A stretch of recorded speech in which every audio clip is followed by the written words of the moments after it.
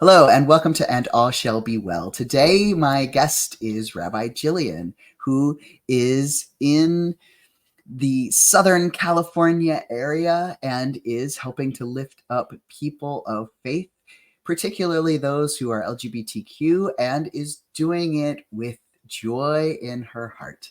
Our conversation centers around ways that we can care for others and make it through days like today. And I hope that it inspires you to live well and to learn more about your neighbors.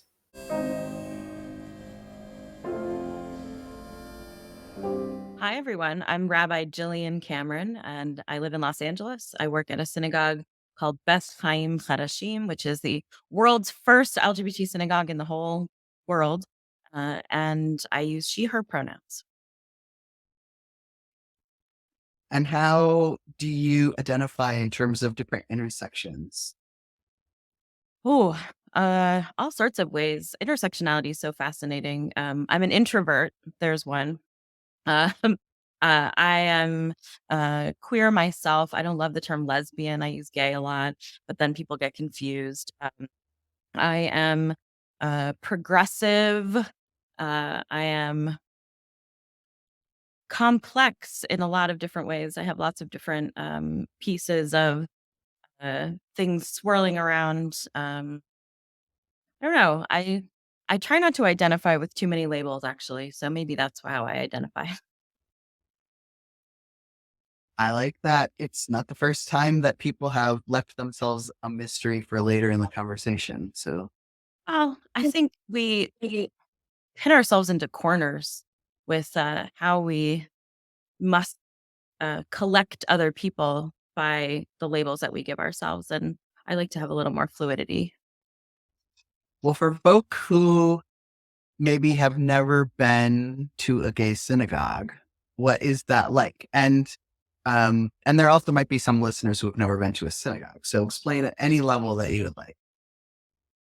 Happily. So I would say a gay synagogue is fairly similar to a regular synagogue. A synagogue is a worship space for people in the Jewish community. And there's all different kinds of them.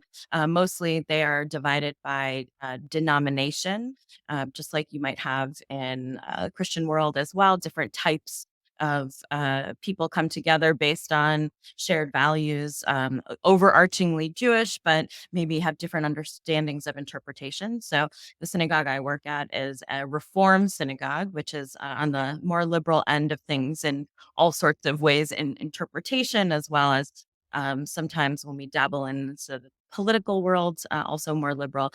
And the overlay of the LGBT piece of who we are is that the majority of our population is considers themselves part of the queer community. And we were founded 52 years ago because it was really hard to be both queer and Jewish at the same time. And that decade, it's certainly not the most easy thing all the time now, even, but much easier because of places like ours and others that have followed.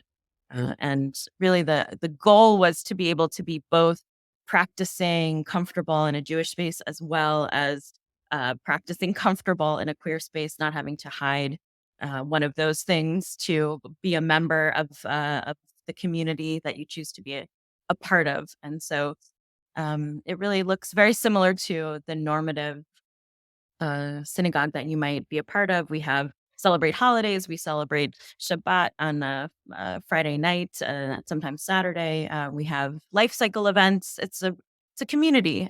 And that's essentially what religious spaces all aim to be, I think. And we have that lovely overlay of celebrating diversity as well, and that has turned into more than just queer diversity, but we have all sorts of other diversity that we celebrate: Jews of color, Jews by choice, interfaith families, things like that. So it's really the center of our values are around diversity, which isn't always what you might see in varying religious spaces. And good food, right? I mean, we try. We have a lot of that can be rough. Wheat thins? Vegans. Oh, vegans. All right. I mean, LA, right? How do you think your being Jewish and being a queer person shapes your perspective on faith? Hmm. Well, I think the underlying values that I have around faith and aspiring towards um, thinking about things that are bigger than me and my own particular needs, and trying to have a sense of connection with things that are greater than me as well as the people in the world.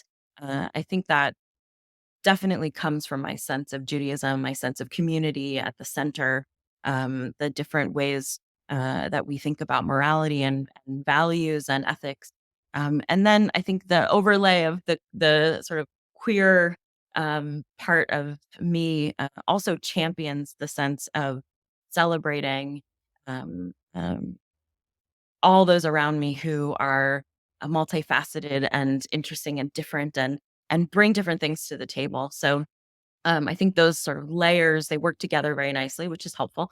But they also push me to think about think beyond myself and to think about the different kinds of ways that people experience the world. And I think that leads me to a sense of faith, that there's so much that different people offer, and that bringing people in who have different experiences, different backgrounds, different understanding, that helps me to have a sense of faith in the world, about what could happen, what could be with all of this incredible diversity.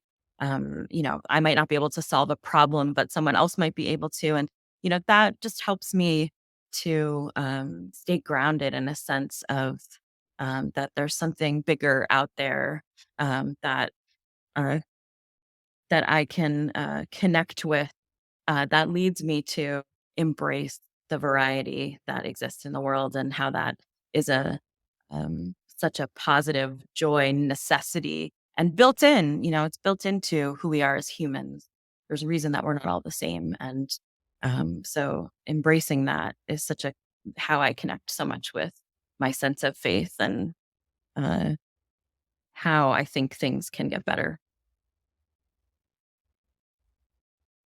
I really resonate with that idea that diversity is a part of kind of this beautiful sacredness. And yet we still have a lot of people who grumpily lie to people and tell them that, that faith texts, whether they're Bible readers or Torah readers, there are people who erroneously tell people that sacred stories are against queer people.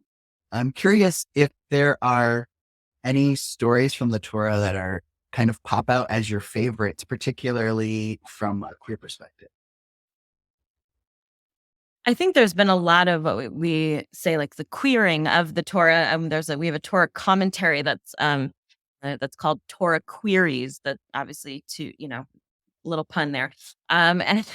And so there's been a movement over the last few decades in sort of the liberal Jewish world that I'm a part of, to seek out those stories, similar to the way that the women's movement really tried to pull out and seek out um, uh, female Jewish role models in our texts, which are often obviously much harder to find, and champion those stories and created even more context and interest around them. So I think there's a certain amount of that has been going on. People trying to pull at those threads. Um, there's some obvious ones that I think people have uh, resonated with. I think Ruth and Naomi is always a really interesting connection and conversation around, what does it mean to have that kind of bond? And, people again have added their own overlay to those kinds of things. But there's something really special about those relationships, whether they are or have ever been, or you would like to believe them to be sort of sexualized or more than you might see in the text. I think there's lots of interesting archetypes for relationships that can cross boundaries in terms of gender and all of those things. So I also really appreciated like the Jonathan and David storyline.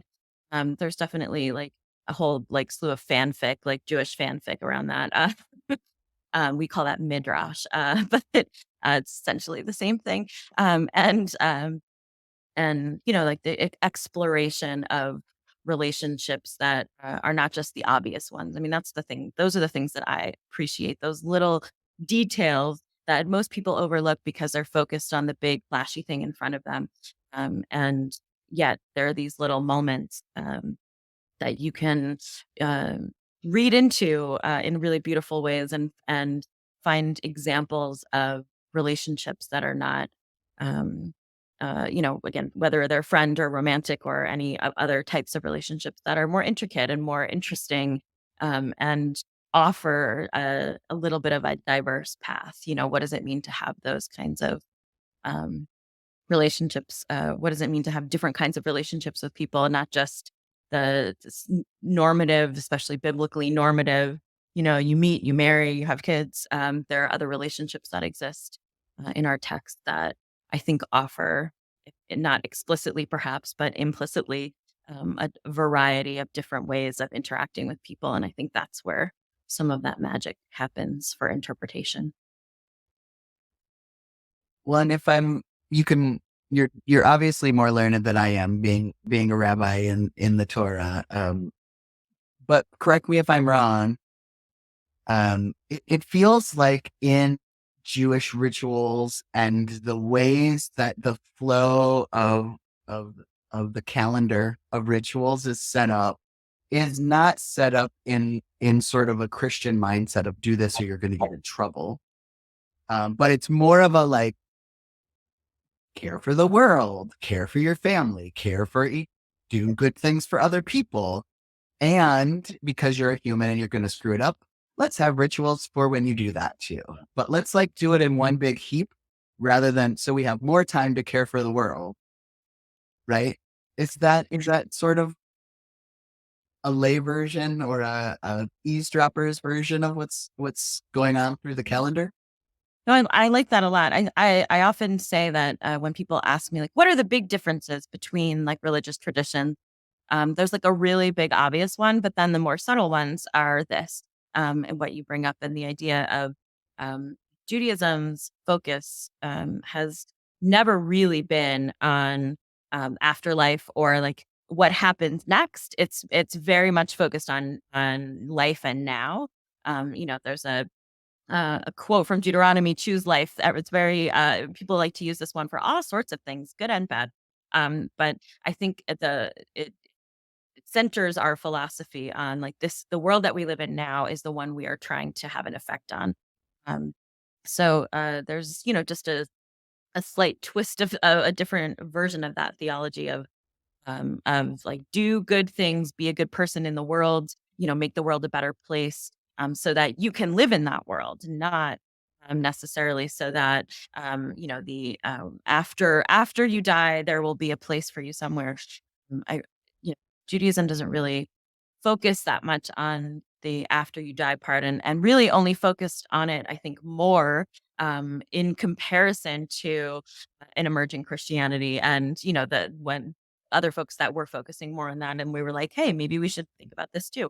But there is a centeredness on living in the world now, and not just perfecting it or making it better for some uh, reward, but the reward is in the perfecting, and the reward is in the work of living in that space of making it better, and like seeing a better world for ourselves and our children. And we have this concept called tikkun olam, which is literally the Hebrew repairing the world. Um, and it comes from this like incredible story um, uh, around God putting sort of all of this really intense godly energy into this vessel, and this vessel can't contain all of the this incredible divine inspiration and energy and light, and so it rips apart, and shards of this vessel go flying everywhere, and are implanted in each every single soul that will ever exist in the world. And how we put this vessel back together is by joining together, that each of us have a little piece of it in ourselves, and by creating community, doing good things together, continuing to do this work, that's how we repair the world around us, and put that vessel back together. And this is a story that I think about all the time in terms of like our responsibility in the world and how we go about things. That it's, about making those connections, about being in community, not just trying to go it alone, and finding, and also ultimately being reminded that all of us share certain things as much as we love and champion diversity, which is a huge part of the world, and each of us being unique. There are so many things that we share. And so finding those sparks in other people, is really part of repairing the world, and part of our responsibility, and hopefully something that we integrate into all of the different rituals and customs and moments where we repent for not quite making the mark, as well. That it's all in service of trying to live in a space that reflects where we want it to be. Well, then you're the perfect person then to answer this question about wellness, right? Because if that's the goal is to have the world put back together and justice pursue while we're kind of living out our full diversity. That sounds great. Let's go there. Let's do that. And like, how do you live that out? What's working for you these days? Mm. It's difficult. I don't want to be dishonest and say that I have it all figured out, because it's really hard to um, live in the world that we live in and do this work and try to make things better, and try to help other people, and all of those things. It's hard to find that balance, and I'm certainly not an expert at that, but I do try because I do think it's really important, and I think. Um, uh, like I said, I'm an introvert. So for me, those big, huge moments of tons of things happening and people and is not something that helps me. But in the same realm of what I was just speaking about, making those personal connections, finding that spark in other people and, creating sort of a joint energy, when you meet those people in the world, wherever you meet them, that there's like some connection, something that you just get about each other that's really special. No matter, if that's a long-term relationship or something that will just exist for a little bit of time, you know, that really offers me a sense uh, of calm and of peace, of, being able to connect to someone else who understands you, who I understand. There's that mutuality. I think so often in when we are like ministering to other people, when we are, doing the work of community building and religious worship and all of these different pieces that encompass being a clergy person in the world these days. We don't take the time to take care of ourselves because we take care of other people so very much, and in some ways gain a lot from that. That's something that I chose and I love that I do, and yet those moments where it feels more mutual and less uh, one-sided, even though that's perfectly normal part of existence and my existence as well. So that's something. And then because I'm an introvert, I like being alone and doing things that are, leaving the normal space that I'm in, even if it's something silly and like walking down the street to a park that's accessible or things like that. But nature is a real big one for me, I would say. Like listening to the ocean, being, um, I have family that live up in Northern California, and then whenever I used to fly there, when I lived on the East Coast, I'd have this ritual where I would have the 6-hour flight from the East Coast. I'd get off the plane and we would stop at Muir Woods on the way to where they lived, and this big, huge redwood park that just has different air, and we would just walk through it for half an hour, and just all that draining travel energy would be replenished by being in this sort of beautiful, moist air of trees and life, and also that feeling of feeling small. I talk about this a lot, and I think people often think that that's a bad thing to feel small, and it can be. If someone else makes you feel small, that's not a good thing, always. But to be able to see yourself not as the center of it at all, and we all live in that world where we are the main character, and that's okay. There's nothing wrong with that. That's life.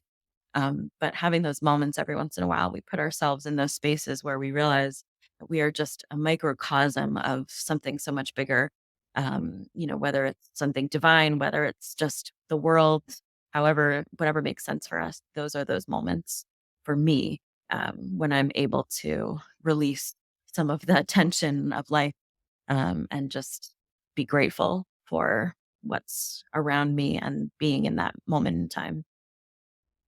And especially like the feeling of being small when it feels like the whole world's against you, because it's like a problem where it's not the whole world. Like there are folk living off the grid who, even if you were Angelina Jolie having a bad day, they're not going to see the news about it. So like there are things that are earth changing in our personal lives, like particularly changes to our family systems, or um, being injured or experiencing trauma in ways that just change everything, Yeah. where our whole world has changed. But I like this idea that like you can have a big screw up, but it's not a forever screw up. And I'm not trying to tell people that there's nothing they can't like, um, that their problems aren't big or important, because they're definitely big and important. Sure. But something about those big trees up in Muir Woods make me feel like those trees don't care, and the birds in the trees don't care. And at least for a moment, um, the world is big enough to hold even the biggest problem. And I like that idea that I can stay in a world even if I'm doing something unimaginably difficult, Yeah. or if I can't hold it, to have a place I can kind of give it away. Yeah. Let it go. Yeah. Absolutely. I think again, we all live our lives with us at the center, as there's not really anywhere way else to live, I think, for the majority of time. But how do we have those moments of perspective, and that's what really feeds me so often is, taking that time to like step away, not just like in swirling around in the chaos of daily life, but purposefully like moving to a different space. And it can be really simple, like I said, like the park down the street that you never go to because you're too busy, and it can be something like going on a vacation to the other side of the world where everything looks different, and therefore you're forced into perspective because there's nothing to hold you to uh, regular life. But I think making that time for me is really necessary, or else you sort of spin out of control, and it's hard to remind yourself of priorities of like, what are my values in this? Am I heading down a path that I don't want to head down? Am I getting caught up in something that I don't need to get caught up in? And like you said, the things that we mess up or that are happening to us that are out of our control, or any number of difficulties, it doesn't mean it goes away, but it means that maybe we find a different space of strength to move forward with whatever's. Well, and hopefully knowing that there are a lot of people trying to do the whole thing helps as well, right? Like people in different parts of the globe with similar hearts kind of attuned towards seeing which part of the justice making they can do. Because I know that if I wanted to, I could protest something every day of the week in San Francisco. And there was a time when I thought I felt really guilty because I couldn't go to every single one of them, because then I would have to do other stuff too. And particularly as a parent, not being able to do as many of those things. And I think what has always really been really helpful for me is this idea that like there are things that are mine to do, and I can focus on them because other people are doing the things that are theirs, and some days people don't show up and they don't do theirs, but maybe if I'm doing my wellness regularly and refreshing myself, that then there will be opportunities for me to find extra energy for the days other people don't show up. Right. So I sort of have to grasp that rhythm of the universe in how I'm moving forward. And so I appreciate that you're holding yours out in LA for us. I think something else that I was thinking of as you were talking too is the power of saying no. I'm really bad at this, so I'm not an expert. Uh, but it's something that I've been thinking about more and more recently as a form of wellness, as a form of, and knowing your sense of priorities, like wanting to be at every protest, wanting to continue to fight for the people who need fighting for, who wanting to be that voice of justice constantly, and feeling that sense of guilt of like, well, what happens when I have other things that I have to do, and who's gonna do it, and in some ways, where it's sort of where we become the center of that in a way that might not be healthy for anyone. But in other ways, I think it's also about priorities, right? That we have to decide for ourselves. That's a wellness piece and a healthy, thing to think about. Like, what are our priorities? And if you're a parent, then I would hope that your priorities, one of them is on parenting and being there for your family and your children, and partner, other folks who are helping parent, your larger family.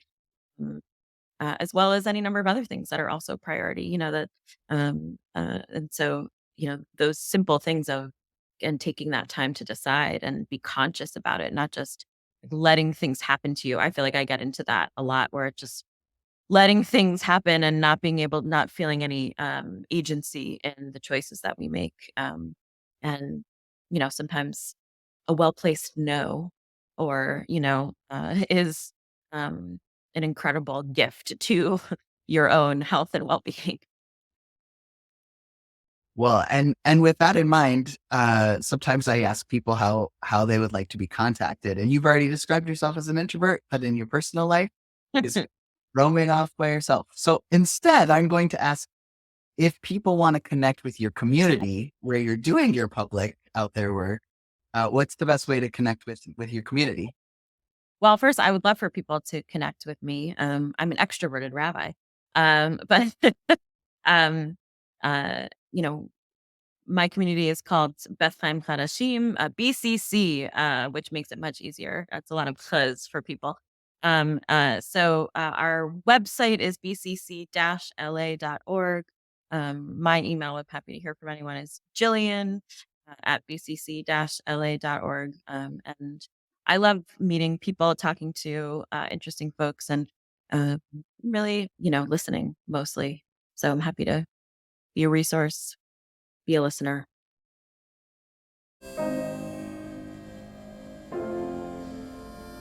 Thank you for listening. I'm so glad you made it through to the end. I hope that this conversation has inspired you to think a little bit more about ways that you can love this world and be in community with others who help to support you. If you have appreciated this podcast, I hope that you will like and subscribe. And if you really enjoy it, perhaps that you will support us on Patreon.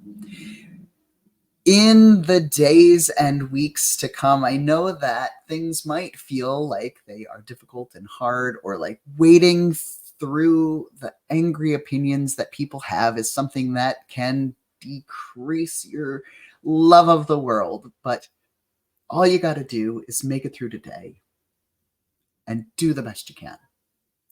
Know that I am rooting for you in every way that I can. And if you're needing a little extra support and TLC, check me out on any of my social media pages. And I will talk to you again.